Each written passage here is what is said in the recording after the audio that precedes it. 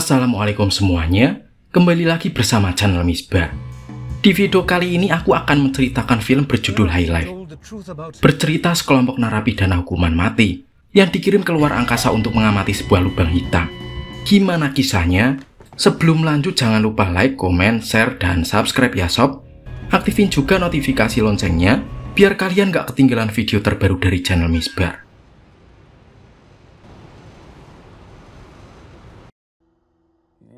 Film dimulai dengan memperlihatkan seorang pria bernama Monte yang sedang melakukan perbaikan kapal angkasa sambil merawat putri kecilnya bernama Willow. Monte adalah salah satu dari 9 tahanan hukuman berat yang dikirim menuju sebuah lubang hitam untuk melakukan pengamatan. Namun anehnya tidak terlihat anggota kru lainnya selain Monte dan Willow, karena saat ini semua kru sudah meninggal. Walaupun sendirian, Monte terlihat sangat mahir merawat bayi itu. Dia juga terlihat sangat sayang padanya. Setelah menidurkannya, Monte pergi ke ruangan penyimpanan jenazah, lalu membawa jasad para kru ke ruang airlock. Monte kemudian memakaikan jasad para kru dengan baju astronot, sebelum akhirnya mengubur mereka keluar angkasa.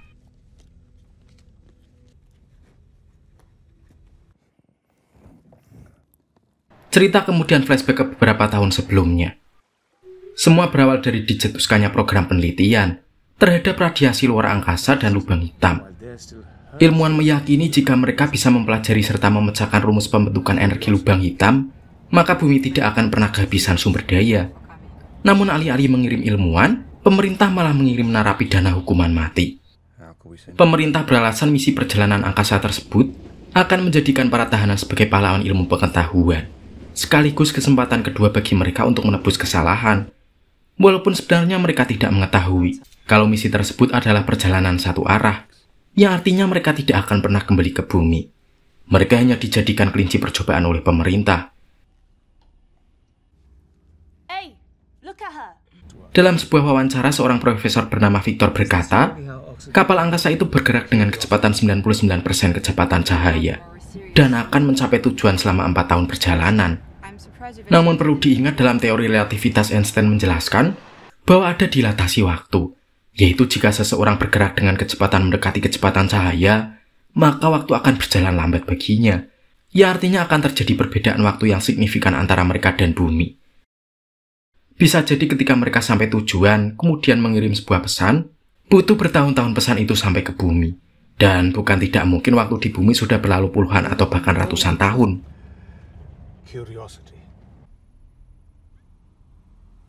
3 tahun sejak meninggalkan bumi, semua anggota kru masih lengkap, dan saat ini kapal angkasa sudah meninggalkan tata surya. Tujuan utama mereka adalah sebuah lubang hitam berukuran sedang, yang lokasinya masih berada di dalam galaksi Bima Sakti. Kapal angkasa tersebut bertuliskan angka 7. Besar kemungkinan bukan hanya mereka saja yang dikirim keluar angkasa. Ketika para kru sedang melihat kumpulan bintang, mereka merasakan sensasi kapal seolah bergerak mundur. Padahal, mereka bergerak menjauh dari bintang-bintang tersebut dengan kecepatan tinggi. Akselerasi konstan juga menciptakan gravitasi buatan, sehingga mereka bisa berjalan dan beraktivitas layaknya berada di bumi. 3 tahun dari 4 tahun perjalanan yang diperkirakan, tentunya akan sangat membosankan dan membuat tubuh mereka lemah. Karena itulah awak kru rutin berolahraga serta minum obat kuat. Setelah selesai dengan tugas harian, kru bebas melakukan apapun yang mereka inginkan.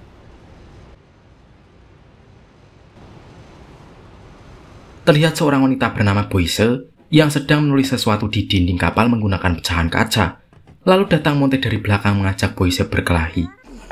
Perkelahian tersebut membuat keduanya terluka. Mereka pun lalu pergi ke ruang perawatan. Di sana mereka diobati seorang wanita sekaligus mantan dokter bernama Deep. Dan di antara semua kru hanya Deep saja yang mengetahui kalau misi ini adalah perjalanan satu arah dan mereka tidak akan pernah kembali ke bumi. Sebagian anggota kru juga mulai merasa frustasi. Mereka menganggap perjalanan ini adalah misi bunuh diri. Dan kapal angkasa ini tak ubahnya penjara kedua. Meski mengetahui kebenaran tersebut, Deep merahasiakannya dari para kru agar tidak terjadi keributan, serta melakukan berbagai upaya agar para kru nyaman. Namun ada satu hal penting yang tidak boleh dilanggar, yaitu para kru pria dan wanita dilarang bercocok tanam. Jika terjadi kehamilan, dikhawatirkan radiasi luar angkasa akan berdampak pada janin dalam kandungan. Meskipun Deep sendiri belum mengetahui Apakah radiasi kosmik hanya berdampak pada tubuh yang sakit atau semua orang? Sebagai gantinya, para kru bisa menggunakan alat yang disediakan di dalam sebuah ruangan untuk menyalurkan hasrat biologis mereka tanpa harus saling bersentuhan.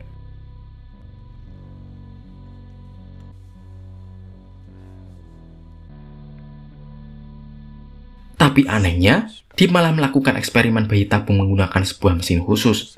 Untuk melakukannya, setiap pria diminta ngocok dan memberikan sel reproduksinya. Kemudian Deep akan melakukan pembuahan menggunakan sel telur miliknya sendiri di laboratorium. Para kru khususnya Monte heran dengan apa yang dilakukannya. Jika sudah tahu radiasi akan mengganggu kesehatan janin, kenapa Deep tetap melakukannya? Wanita itu beralasan, sebagai seorang dokter dia berdedikasi penuh terhadap eksistensi manusia. Eksperimen ini bukan tanpa alasan, tapi bagian dari penelitian akan dampak radiasi kosmik terhadap tubuh manusia. Dan mungkin eksperimen ini suatu saat nanti akan menyelamatkan mereka, dikala manusia tidak mampu melakukan reproduksi lagi. Di antara semua kru, Monte satu-satunya pria yang masih lajang. Bahkan dia tidak pernah menggoda wanita, seperti yang dilakukan kru pria lainnya.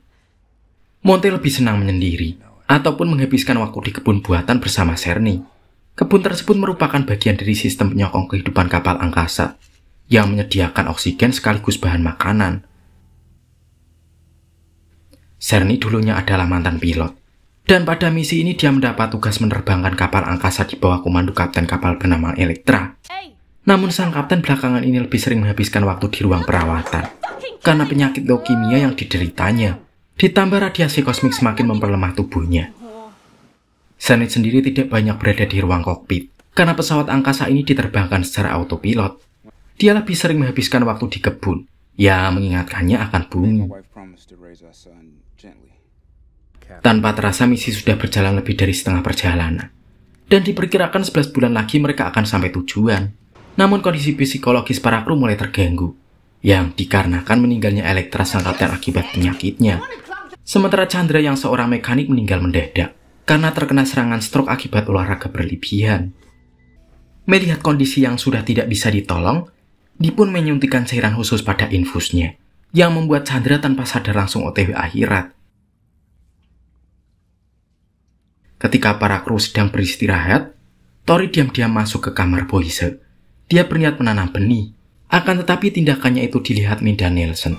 Mereka lalu teriak meminta tolong. Karena panik, Tori memukul wajah Min sampai berdarah. Bahkan Nelson tak luput dari pukulannya. Tak lama berselang, Monte yang mendengar keributan itu datang, lalu mengejar Tori dan mengejarnya sampai tak sadarkan diri. Setelah itu Monte membawa Boyce ke ruang pengobatan untuk dilakukan visum. Namun di luar dugaan, Min mengambil sebuah pisau lalu menusuk Tori hingga tewas. Selesai divisum, Deep pun berkata kalau Tori belum sempat melakukan apapun padanya, jadi Boyce tidak perlu khawatir hamil. Pada waktu itu Boyce bertanya, apakah benar Deep dihukum karena membunuh keluarganya. Dia mendengar rumor tersebut sesaat sebelum diterbangkan keluar angkasa. Deep pun mengakuinya. Saat itu dia dalam keadaan lepas kendali. Dia mencekik anak-anaknya hingga tewas, lalu menusuk suaminya sendiri dengan pisau dapur. Boyce pun heran apa yang membuatnya kuat menahan perasaan bersalah tersebut. Semua orang di kapal ini adalah penjahat, tapi tidak ada yang sekeji seperti Deep. Deep berkata apa yang berlalu biarlah berlalu. Perjalanan ini adalah bagian dari misinya. Mungkin inilah alasan dia melakukan eksperimen bayi tabung, karena rasa bersalah terhadap anak-anak yang sudah dia bunuh. Suatu malam ketika semua orang sudah terlelap, Deep masuk ke kamar Monte. Tanpa diduga wanita itu hendak menggarap Monte. Ternyata sebelumnya dia sudah memasukkan obat penenang pada Monte. Di antara semua pria, hanya Monte yang tidak pernah meminta apapun atau berbuat macam-macam. Karena itulah dia akan memberikan kehangatan yang belum pernah Monte rasakan.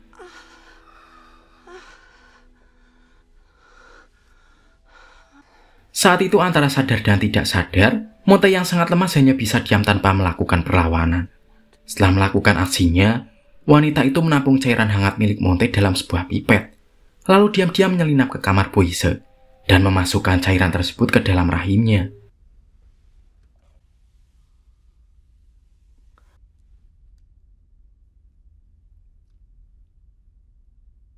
Akibat perbuatannya Boyce pun hamil.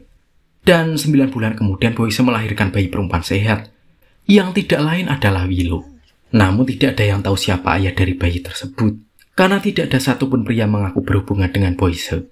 Keadaan tersebut membuat kondisi kejiwaan Boyce labil. Dia merasa dijebak dan dipermainkan orang-orang yang ada di tempat ini.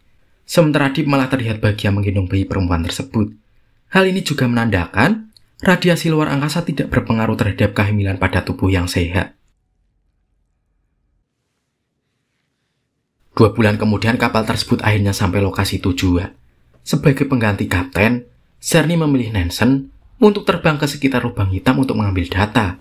Namun tanpa ada yang mengetahui, Boyce diam-diam masuk ke ruangan airlock, kemudian memukul Nansen hingga tewas, lalu menggantikannya terbang menuju ke lubang hitam tersebut. Ketika pesawat mulai mendekati batas, yang menandai tepi luar lubang hitam atau event horizon, terjadi gangguan kelistrikan yang membuat pesawat itu tidak bisa dikendalikan, lalu tertarik gravitasinya. Mendengar suara teriakan tersebut, semua kru baru sadar bahwa yang ada di kapal tersebut bukan Nansen tapi Boyce. Radar menunjukkan pesawat itu mulai memasuki inti lubang hitam. Tekanan gravitasi semakin kuat, lalu terjadilah proses spaghettifikasi sebelum akhirnya pesawat itu menghilang. Kejadian tersebut sama seperti yang pernah diteliti para ilmuwan. Ketika benda masuk ke dalam lubang hitam, benda itu akan tercabik-cabik lalu meregang dan memanjang. Min yang menjadi frustasi lalu dia menyalahkan Deep dan menyerangnya hingga berdarah-darah. Gara-gara dia, Boyce mengalami kehamilan yang tidak diinginkannya. Sebelum akhirnya Boyce kehilangan akal sehatnya dan mengakhiri hidupnya masuk ke dalam black hole. Untungnya Monte datang dan menghentikan Ming, tapi tanpa sengaja Monte malah melukai Ming hingga membuatnya meninggal.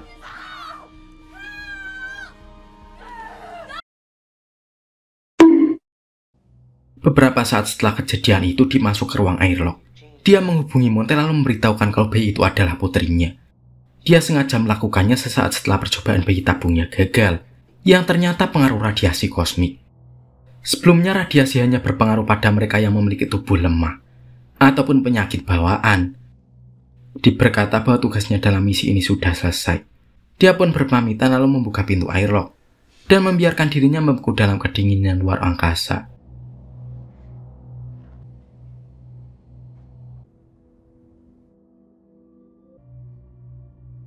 Kini anggota kru hanya tersisa Monte dan Cerny. Ditambah seorang bayi kecil tak berdosa.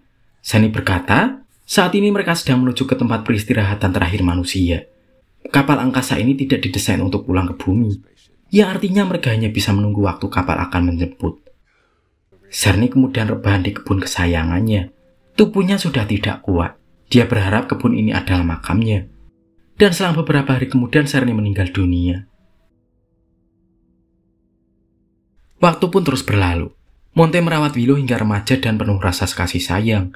Dan lebih dari 1 dekade Monte dan Willow hidup bersama, tanpa ada masalah yang berarti. Bahkan sampai Willow mendapatkan menstruasi pertamanya, dia masih menempel pada ayahnya. Seakan Willow itu masih anak-anak. Sampai suatu hari komputer mendeteksi ada kapal angkasa serupa melayang di dekat mereka, dengan identitas nomor 9. Monte berkata mungkin saja ada orang di dalam kapal itu. Namun ketika Monte mencoba menghubungi tidak ada jawaban. Singkat cerita, Monte menggunakan pesawat kecil pergi ke kapal angkasa itu. Namun sesampainya di dalam, Monte tidak menemukan tanda-tanda kehidupan manusia. Selain beberapa kawanan anjing liar, terlihat juga anak-anak anjing yang menandakan mereka berkembang biak selama berada di dalam kapal angkasa. Monte berkata tidak ada yang bisa diharapkan dari kapal angkasa ini, karena semua kru juga sudah tewas. Setelah belasan tahun terbang tanpa tujuan, mereka akhirnya menemukan lubang hitam lainnya, namun berukuran jauh lebih besar dan terlihat seperti gargantua. Data komputer menunjukkan ada perbedaan waktu antara mereka dan bumi selama 200 tahun, yang disebabkan karena mereka bergerak hampir mendekati kecepatan cahaya, sehingga terjadi pelambatan waktu yang cukup signifikan. Willow berkata lubang hitam itu sangat besar dan indah, lalu meminta sang ayah mendatanginya untuk mencari tahu apa yang ada di dalamnya. Lalu sang ayah memberitahu kalau lubang hitam itu akan mencabik-cabik tubuhnya, seperti yang terjadi pada mendiam ibunya. Namun perasaan Willow mengatakan, lubang hitam itu punya sifat yang berbeda dengan yang mereka temukan sebelumnya. Dia bisa merasakannya karena saat masih bayi, Willow pun ikut merasakan kengerian lubang hitam yang menewaskan ibunya. Namun di sisi lain, Willow adalah satu-satunya manusia tak berdosa di antara para kriminal termasuk sang ayah.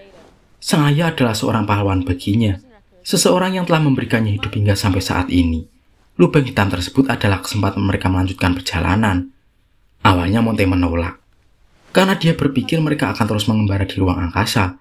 Tapi setelah dipikir-pikir tidak ada salahnya mereka ke sana untuk menguak apa misteri di balik lubang hitam raksasa tersebut.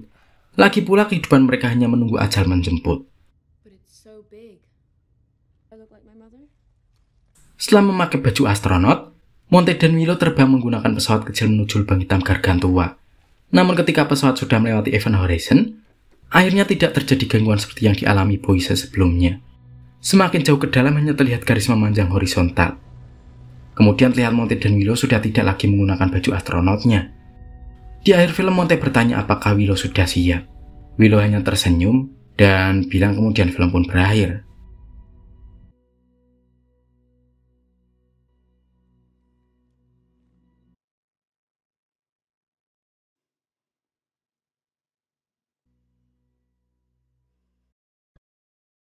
Menurut kalian, apa yang terjadi kepada Monte dan Willow setelah masuk ke dalam lubang hitam? Komen ya sob. Itulah cerita film High Life. Makasih ya udah nonton. Semoga kalian terhibur. Sebelum aku pamit jangan lupa like, komen, subscribe, dan aktifin loncengnya ya. Sampai jumpa di video lainnya. Wassalamualaikum warahmatullahi wabarakatuh.